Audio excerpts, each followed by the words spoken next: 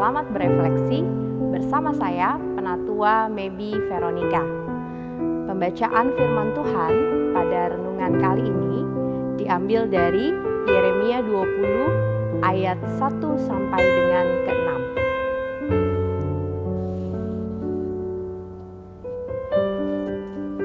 Di bawah judul Kutuk atas Pasyur karena memenjarakan Yeremia. Pasyur bin Immer, imam yang pada waktu itu menjabat kepala di rumah Tuhan, mendengar Yeremia menubuatkan perkataan-perkataan itu.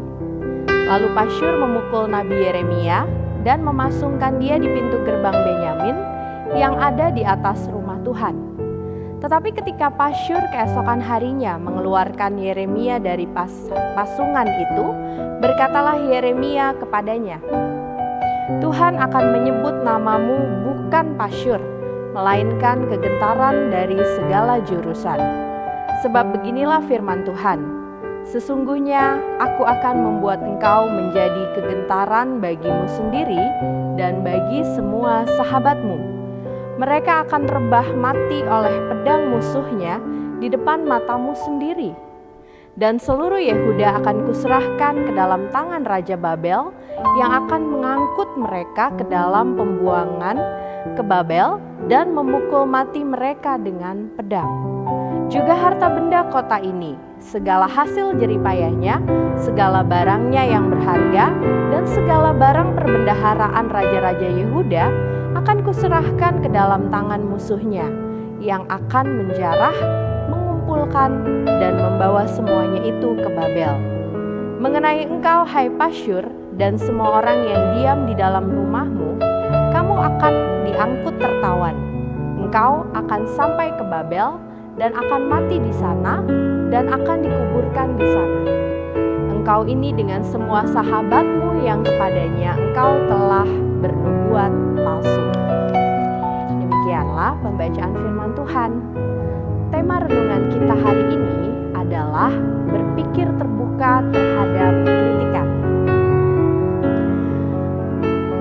Seorang mahasiswa mengkritik kinerja dosennya. Dia adalah seorang ketua di dalam angkatan perkuliahannya. Ia telah menerima banyak sekali keluhan dari teman-temannya mengenai dosen tersebut. Kritikannya adalah mengenai kehadiran dosen tersebut yang sangat jarang dalam perkuliahan dan juga sering memberikan nilai yang tidak objektif kepada para mahasiswanya. Namun alih-alih menerima kritikannya, mahasiswa ini malah justru mendapat surat peringatan dari kampus. Ia dianggap sebagai seorang provokator atas kegaduhan yang terjadi di kampus. Pasyur bin Immer, imam kepala di rumah Tuhan, sulit menerima kritikan dari Nabi Yeremia. Tadi kita membaca bahwa ketika Yeremia menyampaikan nubuat kepada bangsa Yehuda, Yeremia malah diperlakukan dengan tidak baik.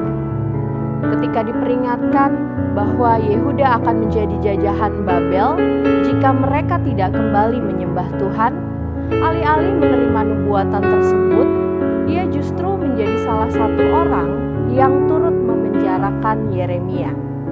Selain itu, Pasyur juga turut memukul dan memasungkan Nabi Yeremia di depan pintu gerbang Benyamin yang ada di atas rumah Tuhan. Sebagai seorang pemimpin agama, seharusnya ia mendapat hal yang baik dari apa yang disampaikan oleh Nabi Yeremia, dan seharusnya itu justru menjadi jembatan dalam pertobatan bangsa Yehuda.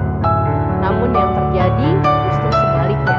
Pasyur menolak ajakan baik dari Yeremia dan malah melakukan hal yang tidak baik atas kritikan Nabi Yeremia.